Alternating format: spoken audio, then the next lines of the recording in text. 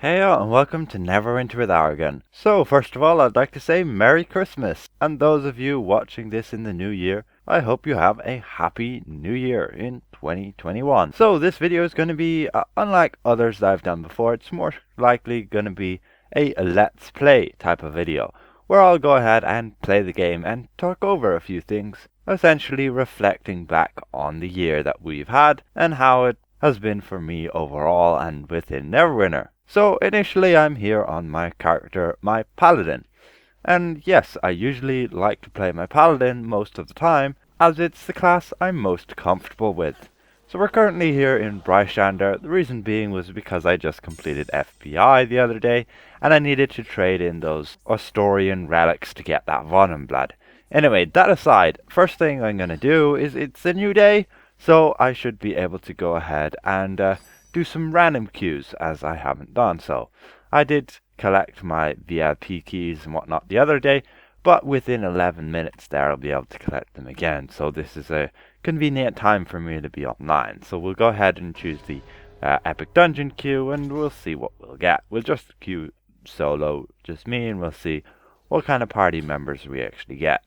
And this is what I mainly do. I just log on, get my keys, they'll be here when the day resets, and also do a random queue or two and get that rough AD and refine it up, and you can get that maximum amount of 100,000 per day, which is decent. And overall, in the end of things, when you do it like every single day, that's like 36 million astral diamonds after a year, which is a pretty decent amount. But sure, it's going to cost you a lot more to get your actual character fully maxed out.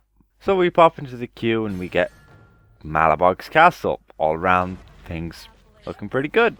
This is not one of those hard dungeons and can be completed within reasonable time. Make sure to switch over to Bane there. Xuna will help me out here a good amount and can just use that bloodbath to finish those. That uses the goddamn mount power regardless. And yeah, I'll just go ahead and we'll complete this one and we'll get our rough AD. So overall, what has this year been like for me? Well, this year in Neverwinter has definitely not been as good as 2019, but it was overall pretty decent. We got Infernal Citadel at the start of the year, and then we went on to go ahead and we got that whole Valenas campaign with then Rage of Bel later on in the year with around Easter. And then going on to that, we got our Zariel trial, and then I got into like beta testing, and that was pretty decent and exciting. However, again, Zariel's trial was a bit more of a disappointment, especially compared to Tower of the Mad Mage. As I'm sure you've heard me say before, the rewards are pretty terrible within Zariel Master, which leads to very little repeatability, which means it gives a very low incentive for other players to actually teach other players to run it with them. And thus you get this kind of disconnected thing where people will just complete it for their weapons, and that's it basically. You'll get their own group, form it up, complete the trial, everybody gets their weapons, happy out, and you ditch the trial. That's it. Whereas Tower of the Mad Mage was a whole lot better because you could actually farm it, you could actually gain decent loot, there was those best in slot rings which you could obtain, and you could always sell them for a decent amount. You could at least sell the stuff that you'd obtain every run to make up for any scrolls or stones you've had to spend. Whereas in Zariel Master, I find I'm just wasting my time, as I'm not going to gain my money back, no matter how many times I do it. Because it's those trials, they're expensive. They're top tier endgame content, and they've got a lot of difficulty. Sure, over time they get easier and easier, but at the beginning you're going to have to be spending loads of scrolls, loads of stones, and yeah, you're going to have a lot of fails and a lot of time wasted. So there should be rewards that's going to pay for all of this effort. But I digress. It's their game, not mine, and I can't do a whole lot to persuade them otherwise. But yeah, overall, Zariel was a very exciting time getting that new trial mechanics down, writing up a guide for it, and overall I had quite a lot of fun there. But after that, it was kind of some downtime and waiting, and we got then the Redeemed Citadel, which was actually a new thing that they have put in. And yeah, it was really cool. I liked having every every few weeks or so you'd get new content. We could do a few more things. However, the grind on that was just insane, and I mainly just left it all up till the end, where I just farmed out every single one of those milestones at the same time rather than grinding out the Zariel favor individually. And that way I saved a lot of time in doing so. And the grind on it is just, it's just so annoying. It takes so long, and I would prefer things like you'd have daily and weekly challenges. Like the weekly challenges are good. That's it pretty much within Neverwinter. I don't really do a whole lot of PvP, so I never really did much of the seasons, but I've heard it's getting pretty popular. There's quite a good number of people actually on the leaderboard rankings, albeit people do go ahead and use alternative characters entering through these rankings. You can see there's 19 pages, and on each page here we have nearly 20 people. So that's quite a lot of people doing PvP, all things considered. But still, it's nowhere near how high as it should be in order for the developers to work on making new content, balancing things specifically for PvP, and putting resources in to make it a better environment. But overall, I prefer Neverwinter just as a community-based game where we work out things together. We work together to achieve a certain goal. Like this random queue, we're all working together to complete this dungeon so we can get our rough astral diamonds. The loot in all of these queues are pretty abysmal. However, with the Dungeon Delver's Delights, we were able to obtain actually some decent rewards, or at least I was. Generally every dungeon or so I'd get one of those mount tokens or those companion tokens, and it would make the run actually worth it because you'd get that extra astral diamonds worth of loot rather than just having the rough astral diamonds, which are capped at 100k every day. So that's pretty great, and this Dungeon Delver's event is actually coming around pretty soon. We'll just hopefully kill this boss real quick, and we can have a look at what date. I believe it's the 17th. Come on, let's one-phase this boss. Hell yeah. There we go, he's destroyed. None of those annoying ass phases where he becomes immune. Anyway, yeah, this group's all around pretty decent. Xuna's just kicking ass as usual. She's definitely something I'm going to miss on my paladin. But of course, yeah, there is that thing of she is a bit overpowered, and it's a bit ridiculous how much damage she can actually do. Like looking there on the Pain Giver.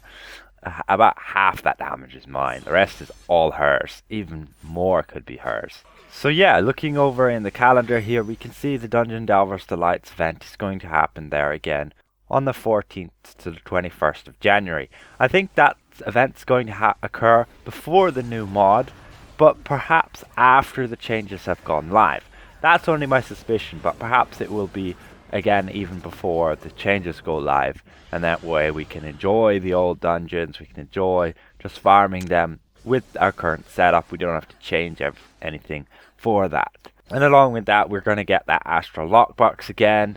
It should be releasing today. It starts in 8 hours. The Astral Lockbox, my opinion, is literally just a waste of your AD. Especially now with the new lockbox came out, Forsaken Lockbox, with the insane amount of trade bars in it. That just makes this lockbox like better than any other one out there. So yeah, current state of the game, a bit boring. I'm excited for the new changes, literally just because they're something new content. Hopefully the new mod 20 is coming around the corner and we can get a new dungeon.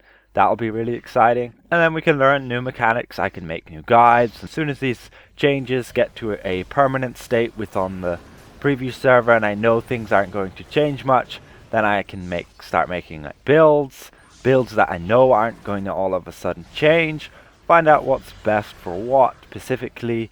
I have already figured out what's best for certain things, but then they just went and changed the formulas again, and then you're just going to have to relearn it, and it's just a pain having to keep working on top of changes that they keep making. But it is exciting. It can be a bit tiring, and this is a funny spot you can mount up in. Anyway, if you need that extra speed to dodge out of these reds, but sometimes you go a bit too fast and you end up just going into the red. Anyway, it's just a neat trick I picked up. So yeah, this overall dungeon, Malabar's Castle's been doing really well with this random group. It's not a dungeon you should fail at. Most random groups can complete it fairly easily. Our day has reset there. You can see it's 10 AM for me. I'm at UTC time. And there we can collect our VIP stuff. the reroll tokens and the daily key. I like to generally save up my daily keys for when I'll use a whole load of them at once. You can see I currently have 20 of them up there.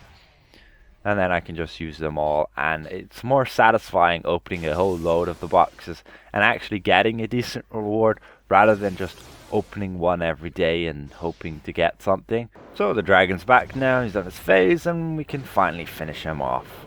This should be the dungeon complete. And there we go. Get our rough astral diamonds. Of course I get that roll bonus because I'm the tank. I generally queue up only if I get that roll bonus. Otherwise, I go ahead and just switch my role to healer. The roll bonuses are generally those. So if you get any decent loot, no, I'm not going to waste my rerolls. As I mentioned earlier, I'm saving it up for this Dungeon Delver's Delights. We do have a whole bunch of rerolls there, 219.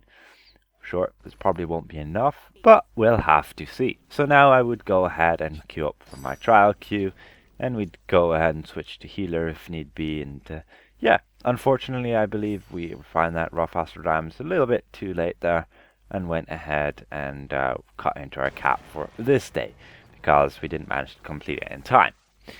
Anyway, regardless, I think I'm going to leave it here. Those were my reflections on overall this year within Neverwinter. It was pretty decent, at least for me. New content here and there, disappointments also. But overall, it is what it is, and hopefully next year's going to be better. Hopefully we get some better content, we get some more episodic content like the Redeemed Citadel, perhaps not as grindy, more accessible to get those rewards. But again, don't get caught out that those things are like battle pass systems where you're going to have to pay up front to get the premium rewards, but then you're going to have to go grind to actually obtain them. So that's going to be it. Happy New Year, and we'll see you guys around. Goodbye for now.